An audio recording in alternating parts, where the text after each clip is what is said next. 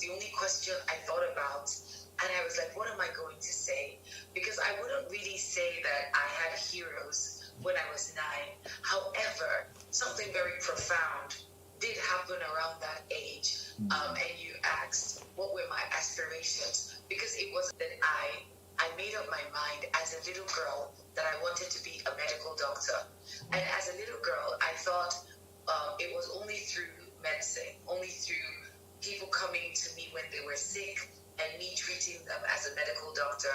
I figured it was only that way that I could help people. And it's amazing how, I turned 44 in August, and I look back at my life and I see that I am still in the business of helping people, but it's not just through the medical profession, which I imagined. And you read in my profile how last year I was honored, at Esquia University in Benin Republic as a doctor of philosophy. And it's so, that letter was such a big shock for me because I had pretty much given up the dream of being a doctor. But then in the process of, pursuing God's will for me, in the process of, fulfilling that mission of dying empty and being a blessing to my world, I got recognized, and I was honored as a doctor. And someone told me that something a lot of people place great value on because it's something deserving. And I'm truly, truly humbled that I was, recognized for the work that I do. But truth be told, at 9, my one and only desire was really to help people. And I'm grateful to God that I am on that path of doing that same thing, although it's found different expressions, but nevertheless, I am grateful. Interesting. So, ladies and gentlemen, if you're on this call tonight, again, I keep saying for all the guests we've brought on this show, we ask them this question, and series of things come to mind and come to life. But the key thing I want to say tonight is, are you struggling in your career? Are you struggling in your life, in any area of your life? And we would like to say, just cast your mind back to what were your dreams at the age of 9, 7, 8, 9? Those dreams are valid, and you can go back. You can achieve those. Perhaps those dreams are what you need to go. It might mean you need to go and reskill, retool, go back to school, whatever it is, for you to find what actually you dreamt of, because those dreams were valid. They were like dreams of Joseph when he was 17 years old, which at the end of the day, it played out and he fulfilled, even when he was in Pharaoh's palace. So you might need to go back. So maybe you want to respond to that before I go on. Yeah, you are so correct, and Lady Shabak just put it there. Same assignment, different expressions. And it's very important because when you started saying we should go back, you find out that, it's that same childhood that people begin the process of killing your dreams. For instance, I talk for a living. If you look at my forehead, there's a scar. There's a scar right here. Yeah. It's so funny how I got this scar from talking. Wow. I was that little girl that was always told, you talk too much. And I'm grateful for my father, because my father was one person that protected this gift. He protected this gift. I don't know if he knew or there was just something in him that made him know, whatever it is, I'm not going to let anyone kill this gift and this child. So even though every other person, my aunties would say, you talk too much, because I was the child that if anything happens in my front, I would tell it as it is. So this particular scar, my aunt, I was about 8 or 9, because I remember we traveled overseas when I was 11. So this happened before we left. So I was about between 8 to 10. And she used to take me to the market, but then she would spend a lot of time. And usually she would stop over at her boyfriend's house. She would leave me outside and go and do her business with her boyfriend. So my mom always wondered why we come late. So on one of those days, without even thinking, I just was like, because she always stops at her boyfriend's house,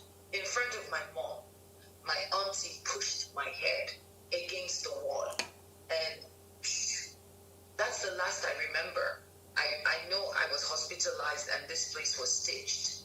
You know, I can't remember anything else, but I remember up until the moment when she pushed my head and I could hear my mom screaming because it opened and there was blood. And I mean, this was many years ago, and you can imagine that the same thing, the same gift that I'm using to change the world today, at some point that gift almost killed me. And so people really need to go back to that time before people started telling you to shut up, before people started telling you you dream too big, before people started telling you who are you to have such big dreams. Those dreams, it's time to bring them back. It's time to bring them back. And I heard a friend of mine share this in India a couple of years ago, that whatever you're doing today, if you want to know that you are on track, see how it compares to what you desired as a child. And that was such an eye-opener for me, because as at that point, I realized as a child, I wanted to become a doctor, and that was her point. It might not necessarily be what you want it to be, but the expression of it. So being a doctor, the expression of it was becoming that person who helps people. And at the end of the day, that's what I'm doing. Stella Maris is asking in front of my mom. Yes, it happened so fast. So it's like that was the anger. It was rage. So it wasn't anything my mom, like it wasn't like she was beating me. It was not pre-planned. It was instant.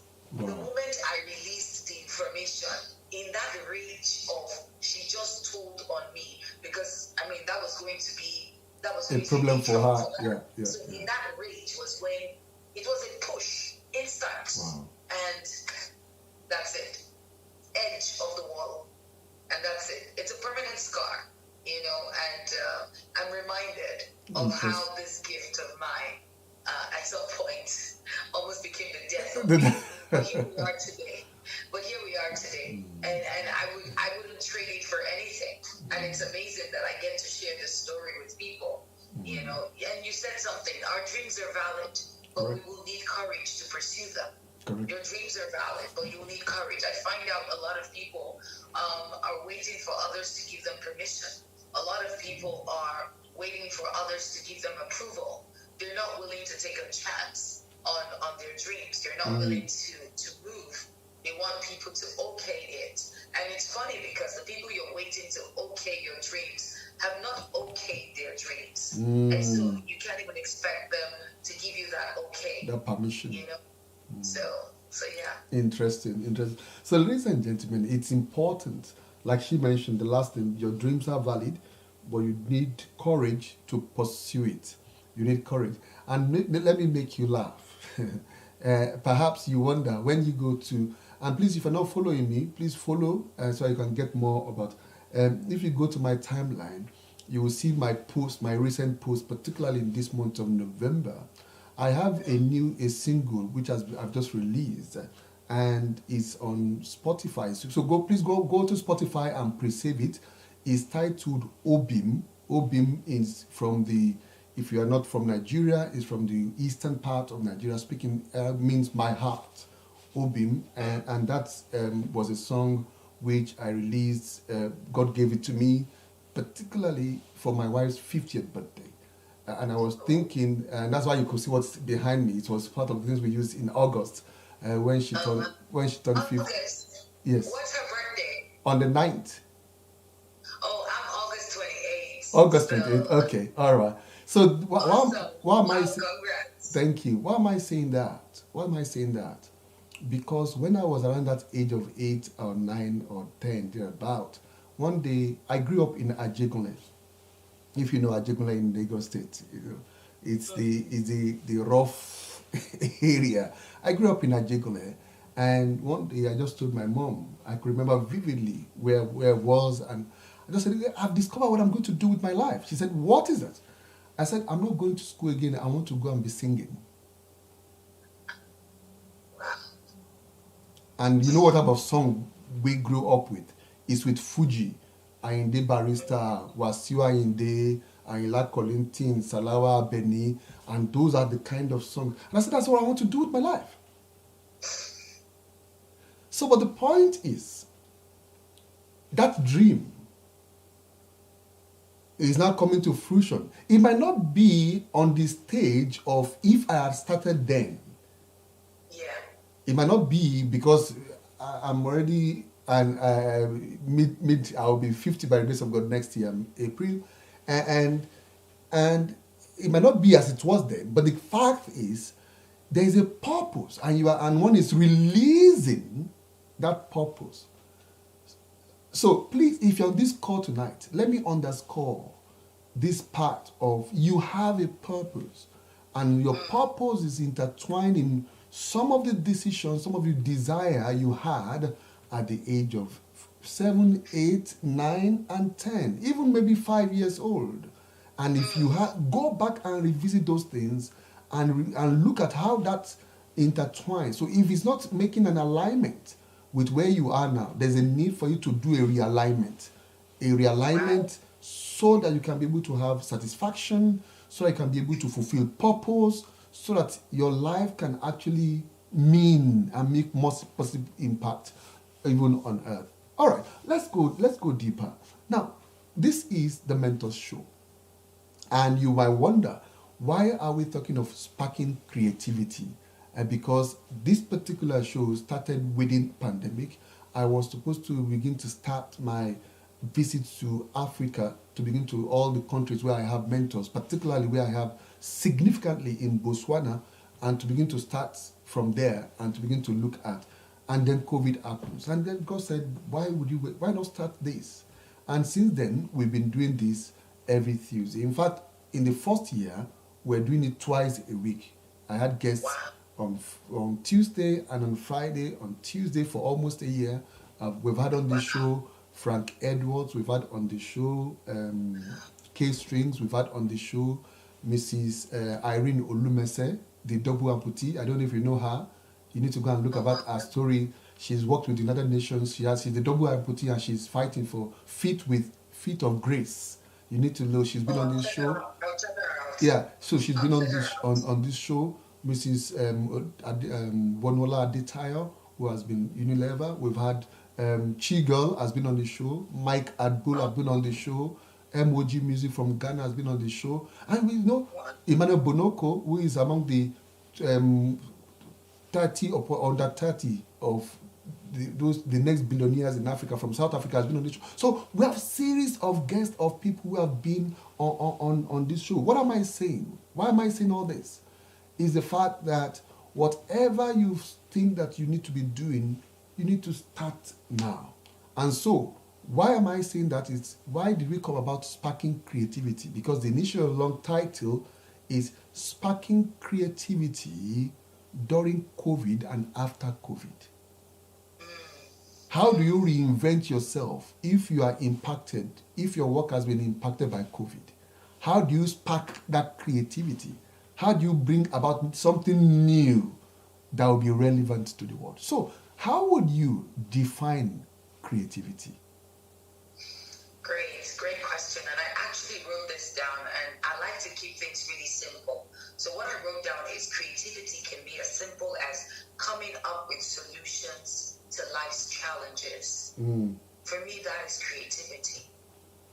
Creativity is coming up with solutions to life's challenges. And so it's really identifying the problems around you and the solutions that you carry. Because you carry something. And if you are watching us live, and even on the replay, you can put that in the comments. I carry something. You carry answers. You carry solutions. There are lots of things going on in our world today that are wrong. And truth be told, a lot of people have refused to identify their part.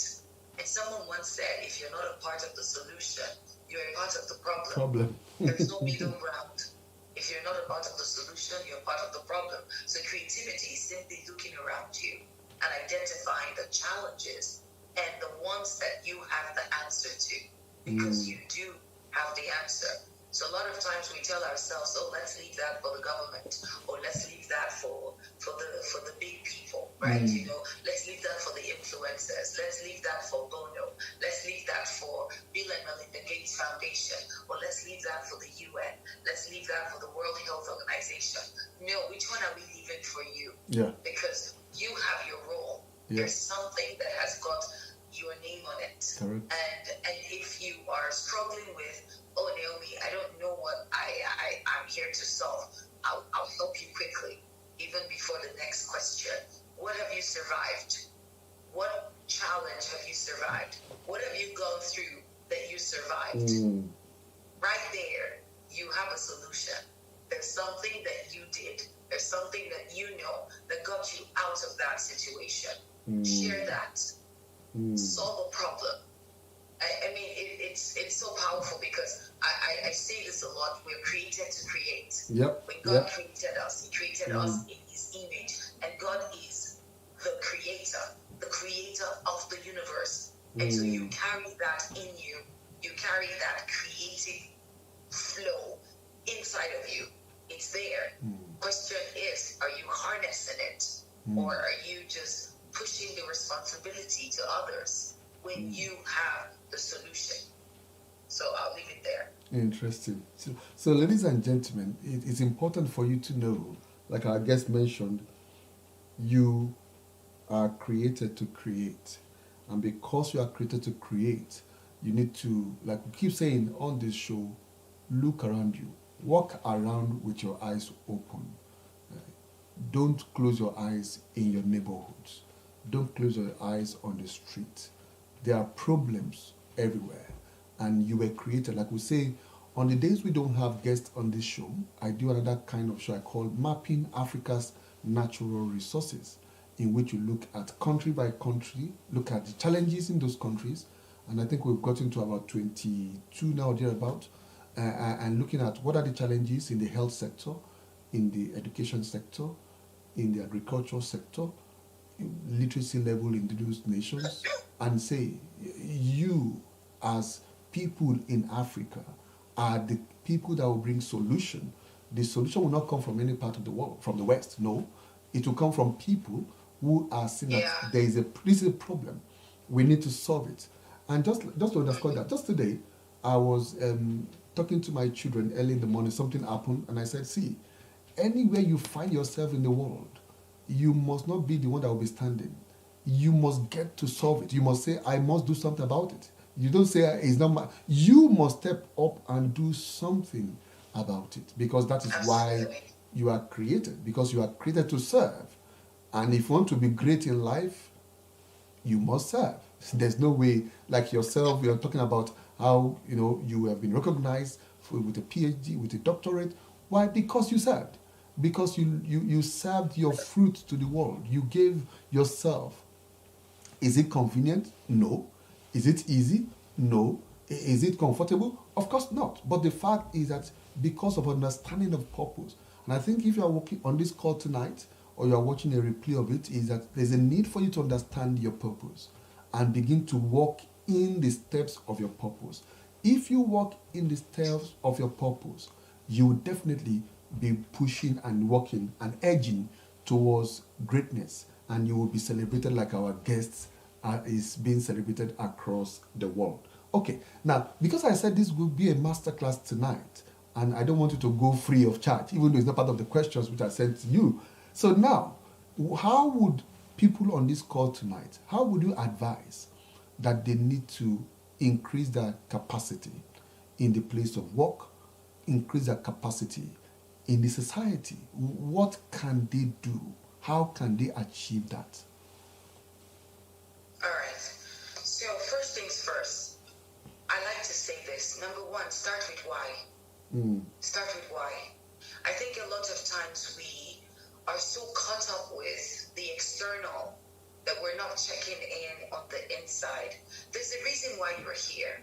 There is an assignment with your name on it. And you should be about that business. As long as you have breath in you, as long as you have life in you, you should be about the business of your assignment. And if you're with me, you can put that in the chat box. I should be about the business of my assignment. Because it's so easy to look at everything around you and feel like, oh God, when? Oh God, when? When is it going to be my turn? Your turn for what? Honestly. And I mean, this is something that I had to work on because, you can be out here on the streets of the internet doing your thing, and then you see things happening and you're feeling, what am I really doing? But to be honest, these are questions we really shouldn't be asking ourselves if we concern ourselves with the business of our assignment. Because you find out that there are lots of things that, like our paths are different, our seasons are different. And a lot of times I pray this often, like the men of Issachar. I want to understand what my times and seasons are. Yes, be about the business of your assignment. That is your priority. So start with why. Ask why. Why am I here? Go back to the manufacturer. If you're not sure, go back to God. Go back to the manufacturer and ask those questions. Take time out. Shut social media out. Do it for 1 day. Do it for 3 days. Do it for 1 week. For as long as you need. Because that's where you will find fulfillment. I want to be about the business of my assignment in all its forms. That's my waking up. So start with why. Ask the right questions. Start with why. Second thing, allow your pain to inspire your creativity. Allow your pain to inspire your creativity. One of the expressions I have is the women with stories. And this is the work I really do there, because when I shared my story a long time ago of running away from home at the age of 22 and becoming divorced by 31 and finding my way back to God, and allowing God to take all of that mess and all of those stories to transform the world. It was because I got to that place of realizing that my pain has purpose. My story is a gift. And so I don't want you to listen today and feel like, oh, I got nothing. First of all, you're created to create. Second, start with why. Go back to the manufacturer if you're not sure about the business of your assignment right here on earth. And the third thing is allow your pain to inspire your creativity. Whatever you went through that didn't kill you gave you a cure. Whatever you went through that didn't kill you gave you a cure. And it's important for you to identify that cure, because that is what you will serve to us as a gift. The story is a gift. And so if you want to increase your capacity, go back and sit with your good self. Shut the noise. It's so noisy. It's so noisy out there. I'm not even as out there as I used to be, because I've been experiencing so much transition, and I can't even tell you 90% of the things happening in my life don't even make it to social media anymore. Just because of the season I'm in. But some might see and think, oh my God, what's going on with her? Is she okay? What's happening? We don't see her. Look, I'm about the business of my assignment. And I'm in tune with what I need to be doing per season. And that's what matters. Because if you find yourself comparing your assignment with other people's assignment that you have no business about, you find out that you end up shortchanging yourself. You end up feeling overwhelmed and asking questions you shouldn't be asking. Like that, God, when? That question, I don't know where it came from, but it is so inaccurate. God, when? When what? When what, right? And then I think the third thing I would say is journal. When I was coming to Lagos, believe it or not, I had excess weight. Ask me from what? My journals. So because I've been trying to take some time off for retreat, I decided to travel with my journals. So when I'm not working, I could have that time. And I literally had excess weight. It wasn't even funny. I was like, how many clothes did I carry? But I knew what was causing the weight. It was my books. You have to get to that place where you begin to write down. Ideas are fleeting. You do not lack creativity. Problem might be you're not capturing them. And so ideas are coming left, right, and center. And as they come, you don't capture them. And you just let it go. Yesterday, something so beautiful happened. While I was in India 3 years ago, I remember meeting so many amazing women. And one lady gave me her business card. And I remember writing on the card, inspiration, because I loved the concept of the card. And for a long time, I wanted to do new business cards or business cards. And because of the trip and just the things that are about to happen in Lagos, I was like, oh, I need to get this new card. And it was so beautiful. When I took a picture of it, I sent to my printer, I said, design, do this, do that. And it came out. And of course, I trusted the Holy Spirit because as a believer, I don't think, no, scratch that. I am not here by myself. It's not a thought, it's a reality. I have the Holy Spirit as my helper. And I remember when I was in the shower and I was wondering, so what do I write, for my description? Because I'm a lot of things. I'm an author, I'm a speaker, I'm a this, I'm a that. And I remember hearing so clearly while I was in the bathroom. So I get a lot of inspiration in the bathroom. I get a lot of inspiration when I'm in church. As the teaching is on, there is what the preacher is saying, there is what God is telling me to do. So there's always to do this, do that, while the sermon is on. And so I just heard speaker, I heard strategist, and I heard storyteller. And I thought this is so beautiful because this 3 words really covers everything I do. I'm a storyteller, I'm a speaker, and I'm a strategist. So whether it's media strategy, whether it's visibility strategy, I am a strategist. And so it was just so beautiful. When I held the card yesterday as it came, I was like, see, this is alive. This is alive. But you see, if I wasn't taking down notes, if I wasn't putting down these thoughts and this idea, that card would have been among every other card I had. I wrote something on it 3 years later, almost 3.5 years, because it was April 2019, and this is November 2022. 3.5 years later, and literally I'm holding that inspiration in my hands. And everything, I pray for sensitivity all the time. So that as God speaks, I just put it down. I just lock it in. Because there's just so much God has for us. But if you're not taking the time to journal, if you're not taking the time to put down these ideas, there is no way you can see these things become a reality. So if you want to increase your capacity, if you want to spark your creativity, understand this, you're created to create. So you are a creator, and you can put that in the chat box. I am a creator. Creator is not reserved for people who create content on Instagram. You are a creator. As long as you're alive, you've got breath in you, you are a creator. Second thing, start with why. Ask why.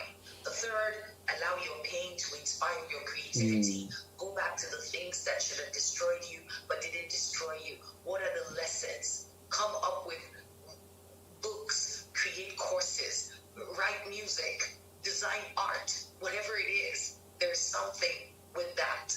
Let your pain inspire creativity. And finally, journal. Journaling. Get those journals out. I have journals for everything. Sometimes the confusion is, which journal did I write this? So now I label my journals. I label them. So if there's a flow I'm in, I'm like, okay, that's for this. That's Clarity journal. Clarity journal. If there's something like inspiration, ideas journal. And so now it's not a struggle, but it's beautiful. Sometimes I sit back and I'm looking at things I wrote 5 years ago, 4 years ago, 6 years ago, and it's just so powerful. So capture those ideas as they come, and most importantly, take action. Take action. Don't let them sleep in the journal. Take action. Birth those babies. The world is waiting to celebrate you. I think it's time you showed up. Yeah, that's it. Wow. That's it for me. Wow. Ladies and gentlemen, you would agree with me that those 5 great tips are actually, if you can do that, you can take it to the bank that by this time next year, you will be surprised and amazed at what your life has turned out positively and the impact you are making. And also, like I mentioned earlier, like what your bank account will be. You will be impressed with how you have been able to take this aspect of you are to create that idea, change your mindset, because your mindset is under the understanding why. So even if you want to write a book or want to write a song, why do you want to write it? Get to understand the why. That will spur on the desire and the inspiration of why you need to do that. And the third one about allow your pain to lead you to creativity. Let it give. Don't like somebody. Let me use the terminology somebody said. Don't waste your pain. don't waste your pain. It came for a reason. Allow it to fulfill the reason why it came. Number 4, journaling. Absolutely. Write down your thought. I remember some time ago, one of the guys I mentor was my student actually in the university at Tobago University that I mentored some years ago, and he just mentioned just offered. He said, sir, I just get the book and be writing all the problems. And this is some years ago, and I took the book, yeah. And so, because African Coaching and Mentorship Initiative, we're supposed to birth change in Africa, bring about change in the youths and the continent. So I began to journal and to identify and to list all the problems. So what are the problems? And from that, ideas are coming of, okay, what can I offer? What can I do? Particularly the Mentor Show is critical to tackle the problem of ignorance, which is very much, we've turned ignorance to comedy. We've turned ignorance to comic and to laughter, whereas we should be crying. We should be crying, we've turned all those things to on. So it's important. And the 5th thing she mentioned, our guest mentioned, is take action. So I know I'm looking at your time. Let's quickly look at the remaining 2 things. Now, tell us, have you ever faced a challenge before? How did you overcome it?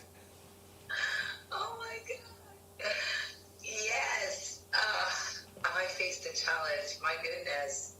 Major ones. And I mean, the most popular one, some people may just be seeing me for the first time.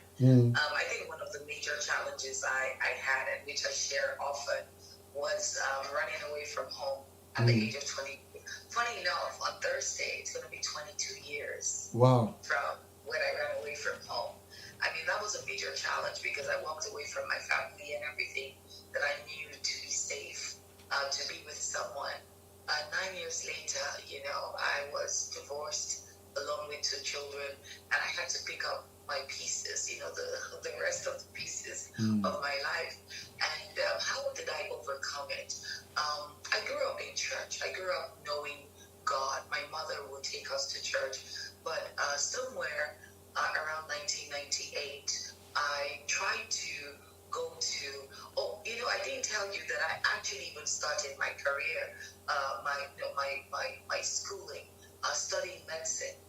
I didn't even tell you that. Yeah. I actually went to med school, but in my 2nd year into 3rd, I flunked out of med school because I did not pass the pre-MBBS exam. But in between, before I flunked, I left my old school to try to get into the University of Ibadan because my university was not accredited at that point. Abursali University, Ekoma. So I'd gotten into the pre-degree program to study chemistry. After the pre-degree, I did 100 level chemistry. Then I was to transfer to the medical department when we found out the medical department was not yet accredited. So we had this thing to go to UI. The very year I tried to transfer to UI was University of Ibadan was no longer accepting students who didn't do JAM. I did the pre-degree program. For 9 months I was in Ibadan, and I remember just trying so hard to get in. I even wrote the first semester exams. For some reason, the lecturers got used to me, but the provost never got to that point of signing off. Accepting. But it was in that 9 months, doctor, that I really got to know God for me. So it was no longer the God of my mother. It was at that point, because then I was worshiping at Living Faith Church. Bishop Oyedepo would always talk about the book of the month. That was when I started reading books. I met Dr. Miles Monroe when he came. I believe that was probably his first trip, 1998, to Nigeria. And I went to Lagos from Ibadan. I remember standing not too far from him at the Bishop. Not now that you have protocol everywhere. Yeah. Just out. And I remember just looking and I go, wow. Do you know, many years later, before his passing, I got to meet him personally. Just yesterday, I opened my journal, one of my journals, where he had written a note for me. And then one of the books I bought spot where he had also written another note and with his signature. Like, these are things I treasure. And he met me in Owerri, and he brought me into his leadership program for the people in third world countries. So I was personally mentored by Dr. Miles Monroe before his passing. And I look at my life today and I know that walking with God, understanding that there is purpose for my life, that regardless of the mistakes that I've made, the bad decisions, the poor choices, because challenges come. Sometimes they're of our own, what's the word? Like, it's just the decisions that Our we own make. decisions, and Yes, it's with our own making, by our own making, with our own hands, right? And sometimes it's just life hitting you left, right, and center. But I need everyone to be encouraged today to know that you can come out of that challenge. For me, it was knowing God. For me, it was walking with God and going back to God with all the broken pieces to say, look, if you can use anything, God, you can use this. And I look at my life today and I am just a true, yes, our own doing. Thank you, Cindy. I look at my life today and I see that my life is just a testament of God's grace. When you look at me, if you ever want to see the definition of grace, this is it right here, looking at you right now. This is it. Grace found me. Grace saved me. And I'm just at this place where, I am going back to say, look, regardless of what you've been through, you can come out of it. You can come out of it. And I think it's also important for me to talk about forgiveness. And when people talk about forgiveness, or when they hear forgiveness, they're quick to think of the people that offended them. But I think tonight I really want to focus on the need for you to forgive yourself, especially when it's something of your own doing. We may look at everybody around us and perhaps, identify the people that were a part of that problem and not feel the need to forgive ourselves. So tonight I'm encouraging everyone who over the years might have been living in regrets and living in pain, because all of these things can clog your creativity. All of these things can put you at a place where you become stagnant and you feel like you don't have options. Your life isn't over. God isn't through with you yet. If he turned my life around, he can turn yours around. Give it to him and forgive yourself. Forgive yourself. I feel so strongly that somebody needs to hear that. Forgive yourself. There's purpose for your life. There's purpose for your life. God is able to make everything work together for the good, including the things that were bad decisions, the things that were poor choices, the challenges that came at you, the betrayal, and everything else. I mean, as long as you're here on earth, I don't know if there's anyone who is prone or who is immune to challenges. They come in all sorts of forms. But it's important that you know that you can come out of it. And there's one who can take all of it and turn it into something so beautiful. Kind of like, beauty for ashes. I mean, there's scriptures I can just put my name on. And that's one of them. He gave me beauty for ashes. Wow. So that's what I would share Great, on that. great. Thank Now, you, Cindy. thank you, Cindy. Now, ladies and gentlemen, it is just great and wonderful that tonight, whatever challenges you're going through, either based on your poor choices or based on poor decision making or based on influence of peer group or peer support, or perhaps it's actually not based on any of that. Maybe you were just a good planner and everything, and still life happens, challenges happens. In any scenario situation, don't give up. It's not the end of life. And I put it, I said, regardless of what challenges and mistakes you've made and the challenges, God is still going to walk through that. And I speak to a particular lady, some people I speak to, I said, see, whatever you've gone through, which you classified as a mess, you classified it as a mess. Actually, what God is doing, actually, like you mentioned earlier, is giving you a message. And the reason what he wants to do with that is to classify the third M. Message, that you now become a messenger. So automatically, you become a speaker. You can now stand comfortably. Like our guest tonight is telling us from our own experience, she can speak comfortably because she's gone through that series of the triple M's. And now, through that triple M's, messenger. and now through that, she's able to project, and God is able through that to give glory to His holy name and be a blessing to people across the world. Because see, there is a constituency. You are a senator of the kingdom of heaven, and there are constituents.